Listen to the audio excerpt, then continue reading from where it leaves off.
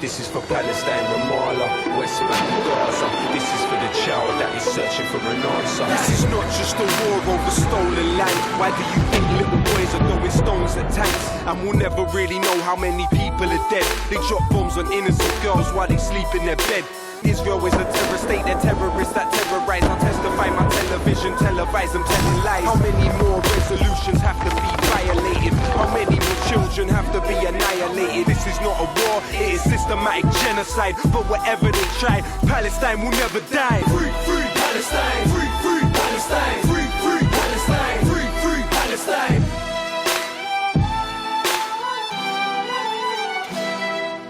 Hello, I'm Chris Williamson, and this is Palestine Declassified, where we investigate the Israeli regime's global war against solidarity with the illegally occupied people of Palestine. The weapons industry relishes military conflicts around the world because they generate huge profits for them. The war in Ukraine is creating an arms sales bonanza, and Israel's weapons producers are cashing in. Only last month, a senior executive at Israel's largest arms company, Elbit Systems, claimed that interest in the company was at an all-time peak. These unscrupulous Israeli weapons companies trade on the fact that many of their weapons systems are battle-tested in Palestine and Syria. We'll be discussing this and more after this report by Latifa Abu-Chakra tracing the Zionist movement's lineage back to Ukraine along with its ties to Ukrainian Nazis. Zionism has deep roots in Ukraine. Jews were a significant element in the settler colony of Odessa. Along with a range of non-Jewish colonizers, they settled on land from which Muslims had been expelled in the settlement around Khadjibey in 1794. Ukraine, especially Odessa, was a key locus of the rise of the Zionist movement in the 20th century. The Revisionist leader Vladimir Jabotinsky hailed from Odessa. The apparent elective affinity between Zionism and Ukrainian nationalism is seen in the relationship between Jabotinsky and Simon Petlura, the leader of the Ukrainian National Army, the UNA. Petlura was a proto-fascist, and his UNA was responsible for the deaths of tens of thousands of Jewish civilians. In 1921, Jabotinsky signed an agreement with Petlura. This was a complicated and embarrassing episode for the Zionist movement. A famous Soviet cartoon at the time depicted Jabotinsky weeping at Petlura's grave. Zionist ambivalence about Ukrainian nationalism continues to this day. A few Ukrainian Zionists have warned of the rise of Nazi movements in Ukraine. They have pointed to the adoration of Stepan Bandera, the heir of Petlura, as leader of the Ukrainian nationalists. One is Edward Delinsky, director of Kiev-based Ukrainian Jewish Committee. He has been intensely critical of Ukrainian efforts to rehabilitate nationalist Holocaust-era Nazi collaborators. As a result, he has faced threats from nationalists. Delinsky has, though, been a lonely voice. Leading Zionists in Ukraine, such as the oligarch Igor Kolomoisky, funded Zelensky, as well as creating his own right-wing militias. He gave funds to the Nazi Adar and Azov battalions too. It's no surprise, therefore, that some Ukrainian Jews joined Azov and up to 40 fought with it in Mariupol in 2022. In the Zionist movement, more broadly, there has been a concerted turning away from the approach of Dolinsky to minimize the presence and political influence of Nazis in Ukraine. Zionists are engaging, in other words, in Nazi apologism. In 2019, the Anti-Defamation League was still condemning the extremist Azov battalion. But by April 2022, they published an interview on their site saying, "There are neo-Nazis in Ukraine, just as there are in the US and in Russia for that matter, but they are a very marginal group with no political influence and who don't attack Jews or Jewish institutions in Ukraine." In reality, Nazis infest the governing apparatus, the military, the police, and the intelligence services. But the ADL does not care. It is totally focused on bashing the Palestinians and their defenders. As always, we're joined by our resident expert, David Miller. David's an academic and a former professor at Bristol University, and is now a non-resident senior research fellow at the Centre for Islam and Global Affairs at Istanbul Zayem University. He's also a co-director of the lobbying watchdog Spinwatch, and is a leading British scholarly critic of Israel. Our guest expert today is Vanessa Beeley. Vanessa is a fearless investigative and photojournalist. She's reported on the ground from locations as far afield as Syria, Palestine and Yemen in the Middle East to the Donbass region. Her work is highly regarded by people like the legendary John Pilger. And in 2017, she was a finalist for the prestigious Martha Gellhorn Prize for Journalism. In 2018, she was named as one of the 238 most respected journalists in the UK by the British National Council for the Training of Journalists. And in 2019, Vanessa was among the recipients of the Serena Shim Award for Uncompromised Integrity in Journalism. And I spoke to Vanessa earlier via Skype. Welcome to the show. David, what's this idea about the foundation of Odessa being a form of settler colonialism? Well, Odessa was formed and founded as a city once the Russians, under Catherine the Great, had evicted the Ottoman Empire from the settlement which was there. And the land was therefore empty because they got rid of the Ottomans, the Muslims. And they sent people from the north to colonise this, to settle there. Now, the term settler colonialism has two words in it. To be a settler colonist, you have to colonise somewhere and you have to settle there, as opposed to rule from a distance. The Jews were amongst those who became settler colonists. There were others. There were Germans and various other national groups who became settler colonists there. But the Zionists hate the idea that Jews were settler colonists in Odessa, which is simply a matter of historical fact, because they think it means that we're suggesting that Jews are always settler colonists, and that would be for them some kind of anti-Semitic trope. Yes. Of course, we're not suggesting that. We're suggesting that in the historical period that some Jews went to Odessa, became settler colonists, along with others. But of course, the implication of that is that some of the Jews who were settler colonists in Odessa, of course, their descendants went on to become settler colonists in Palestine. Yes. And that is of historical significance, because there's a historical memory and experience of that kind of activity. Sure. Well, I asked Vanessa whether she thought the alliance between the revisionist Zionist Vladimir Jabotinsky and the proto-fascist Simon Petliura would cause any embarrassment for the Zionist movement.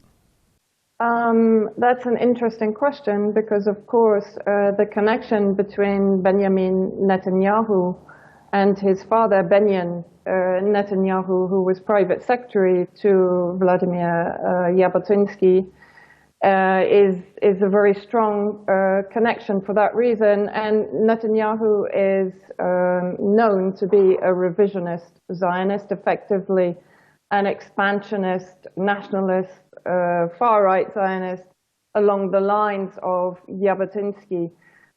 Israel has entertained members of the Azov battalion back in December 2022, Ilya Smoilenko, and who made the statement, I'm paraphrasing, that Ukraine and Israel were on the same side, and that they were fighting the war of the civilized against the uncivilized.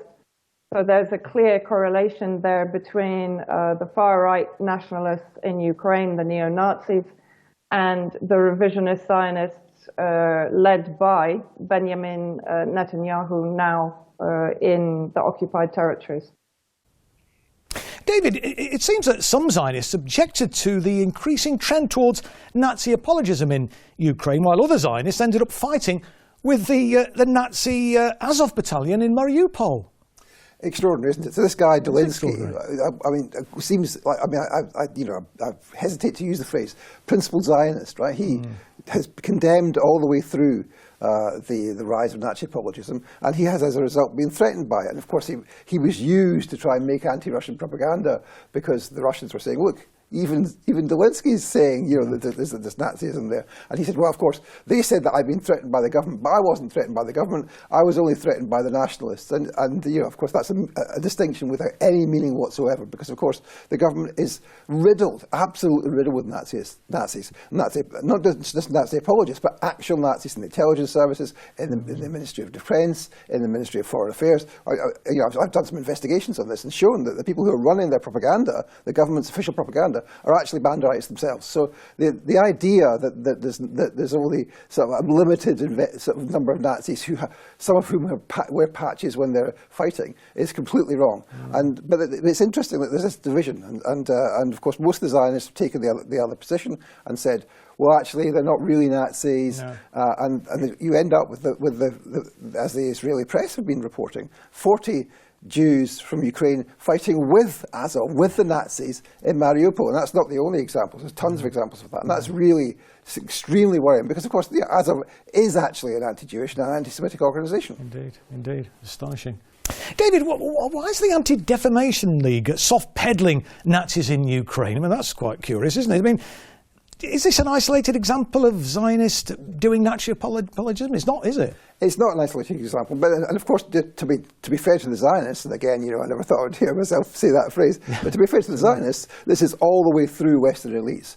Nazi apologism from British MPs and British propaganda employees, people from MI6, indeed in the US too. You have people who quite happily use the Slava Ukraini, Heroim Slava, which is an actual Nazi greeting. And the idea that this has somehow been the poison of Nazism has been taken out of it by it being used in a different context is nonsense. And this travels all the way across Western elites, in the US, the UK, and indeed amongst the Zionists. Yeah. Well, we'll come back to the discussion in a moment because we've got another report now about how the war in Ukraine has been used by Israel to increase arms sales to NATO countries. The much vaunted Ukrainian counteroffensive, first mooted for the spring of 2023, has thrown up many varied images and videos of wrecked Western military equipment. The Russian military has made short shrift of even the supposed superior German Leopard tanks. Western military stocks are running perilously low. Even Jens Stoltenberg of NATO has sounded the alarm, saying that our weapons and ammunition stocks are depleted and need to be replenished, not just in Germany, but in many countries across NATO. Obviously, the merchants of death, otherwise known as the arms industry, are eager to step into the breach to provide new weaponry. Amongst the keen contenders is a firm that boasts that its weapons are battle-tested on the Palestinians. US propaganda channels have trumpeted the soaring sales of Israeli arms as a result of the conflict in Ukraine. Figures show that arms exports have markedly increased. Recent contracts with NATO, Romania, and 2 other undisclosed NATO members have been reported. In May, a £305 million deal with the Netherlands was publicised. Other contracts with Finland, Sweden, Germany, Estonia have also been announced. Haaretz salivates over the massive sums to be earned for Israel from its contributions to the Ukrainian meat grinder. If it wasn't for the war, this deal wouldn't have happened now, according to a Haaretz diplomatic source. The Israeli arms industry is one in which Israel is directly intervening in Ukraine. Another is ex-IDF personnel fighting in Ukraine, and Israeli military equipment has previously been spotted on the battlefield. But recent reports of offensive Israeli military equipment being sent were quashed by Russian officials.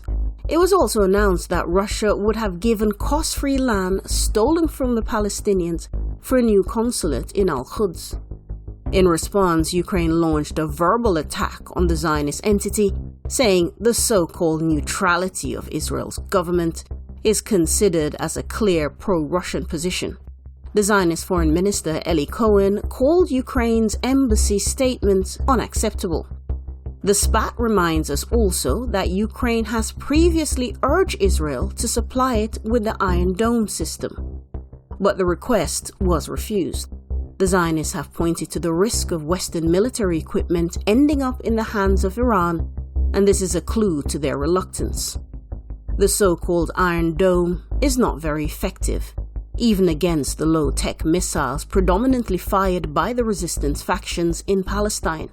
How ineffective it is would be revealed in Ukraine at the hands of hypersonic Russian and, in the future, Iranian missiles, and the defense system would stand exposed as the paper dome it clearly is. Well, I asked Vanessa about the apparent failure of Ukraine's counter-offensive to make much progress and the large piles of Western weapons that have been destroyed. Look, I mean, basically what is NATO trying to achieve in Ukraine? It is weaponizing Ukrainians who are dominated by the neo-Nazi elements in the Aidar and the Azov battalions, just as the, let's say, more moderate, although I would question that, elements in Syria were eventually overtaken by Al-Qaeda, by ISIS, and by derivatives of those two extremist groups. And they are effectively depopulating Ukraine to defeat Russia. There was never really any expectation in my mind that Ukraine would be able to withstand a Russian military campaign. Even with the supply of NATO weapons, the weapons have to come with training, and training takes time. The personnel are not available to handle the weapons that NATO is supplying into Ukraine, and that also begs the question, to what extent is NATO fighting directly in Ukraine?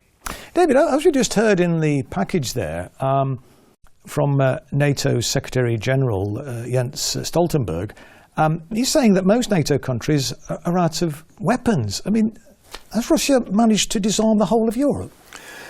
Yes, is the answer to this question. I mean, here we are with all the NATO countries saying that they're not engaged in the conflict, and they've been supplying huge sums of money and weaponry to Ukraine. And the result is that the NATO countries now have really virtually no weapons. And so if the unthinkable happened, and they've all been trumpeting this as a possibility that the Russians would invade Europe, and then there would be very little that NATO countries could do to defend themselves from the Russians. I mean, some military analysts say that NATO could probably sustain maybe 2 weeks of active conflict. And that's an extraordinary position to be in. The hubris of the way in which these war planners operate. They send all this money because they can't imagine that the Russians could possibly win the conflict in Ukraine, and it's resulted in them being fatally, perhaps weakened in the face of a confident and never more powerful Russia, and that's the extraordinary position we're in. Wow, incredible. Well, I then asked Vanessa whether she thought the huge numbers of weapons contracts going to Israel indicated that it's actually effectively one of the belligerents in the war. Absolutely. I think it was in 2018 that Israel actually agreed that NATO could supply weapons that had Israeli manufactured components. So we know that for some time, Israel has very probably been involved in the supply of weapons, both directly and indirectly, because I think it was in 2018 that the Tabor assault rifle was also spotted in the hands of the various far-right battalions in Ukraine, of course, being used against the eastern Ukraine, now Russian Donbass resistance. And of course, Elbit has benefited tremendously. It announced its sales in 2022 of 12.5 billion. Of course, the majority of that is in the supply of drones. It supplies 61%, I believe, of the world's export of drones. That's an extraordinary amount, 24% to Arab nations, Bahrain, UAE, and Morocco. And of course, Morocco recently refused to normalize relations with President Assad of Syria. And so therefore in Ukraine, it becomes very clear that either directly or indirectly, Israel is already heavily involved in supplying weapons, again, just as they did in Syria. And that wasn't admitted until, I think, late 2020 or 2021. David, what did you make of the Stop the War coalition's assertion that the war's going very badly for Russia now? Well, Stop the War seems to have this position, which is that it's against the war, and it has to be critical of Russia as well as of NATO. And as a result, it's got itself into territory where it's believing the hype which NATO countries are putting out, and NATO itself is putting out, that the Russians are incompetent, that they're overextended, that their morale is low, that Putin is a hated dictator. Now, none of these things appear to be actually true, and whether they're true or not we should be responding to what's happening in the conflict rather than responding with effectively imbibing propaganda. I wouldn't have expected prior to this that Stop the War would have gone down this line, but they've got themselves into this ridiculous position where they're actually parroting NATO propaganda. Very curious. Well, I asked Vanessa for her take on the current relationship between Russia and Israel. Look, I think in Russia, as in any country, Russia has a way of doing diplomacy that we in the West have kind of forgotten about. Russia tries to maintain respectful relationships with almost every country that it is involved with globally, and that includes Israel and, of course, Turkey, despite the fact that both are a considerable threat to Syria, where Russia, of course, has its naval and military base in Tartus. I was also, to be honest, a little surprised at the announcement that Russia would be opening the embassy on effectively stolen Palestinian land. My only thought would be that even within Russia, there are elements that are, for example, pro-West, potentially pro-Israel, and that there is potentially conflict even within the inner circles as to whether to give support to Israel or to maintain support for Palestine. And finally, David, I mean, what do you make of this apparent spat between Ukraine and the Zionist entity? It's very interesting. I mean, the question of the consulate seems to be the thing which has sparked them off. And of course, you know, the idea that the Zionist entity is going to give the Russians free land stolen from the Palestinians is a disgrace. I mean, probably we'll come back to this in a future show. Indeed. But that, of course, has sparked off the Ukrainians who've denounced the Israelis. And of course, the Israelis have been trying to steer a middle course. Yes, they've been contributing to the effort against Russia, but they don't want to engage in the sanctions. They don't want to openly do that. They're selling arms, yes, of course, but they're not directly giving offensive capacity, so it would seem, to Ukraine. So that it's a difficulty for them. There's a tightrope for them because they want to in the new era of power politics, the new era of multipolarity, they don't want to be putting themselves firmly in the Western camp, which is itself an extraordinary change in the way that things operate. We wouldn't have seen that 2 years ago. And that's part of the dividend, if you like, of multipolarity, even while it's really problematic that the Russians are going to be using this stolen Palestinian land for a consulate. Fascinating, certainly. Well, I'm afraid that's all we've got time for today. So I'd like to thank our guest, Vanessa Beeley, and of course our resident expert, Professor David Miller. Look, if you appreciate our cutting-edge content, help us to grow our audience by sharing the Rumble link to today's programme. And remember, you can also follow the show on Facebook, Twitter and Telegram. In the meantime, Palestine Declassified will be back next week with more investigations and analysis. So until then, this is Chris Williamson saying bye for now.